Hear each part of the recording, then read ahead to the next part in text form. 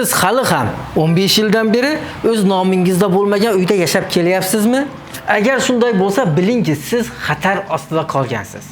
Ertaga siz yashab turgan uyni boshqa shaxs talab qilib olishi yoki ushbu uyga nisbatan umuman sizning huquqingiz qolmasligi ham mumkin. Ammo hozircha qonun siz tomonda. O'zbekiston Respublikasi Fuqarolik kodeksining 187-moddasiga muvofiq, agar siz uyda 15 yil davomida halol, oshkora va uzluksiz yashab kelayotgan bo'lsangiz, uyni o'z nomingizga rasmiylashtirish huquqiga egasiz. Lekin bunga erishish siz o'ylaganday oson ish emas.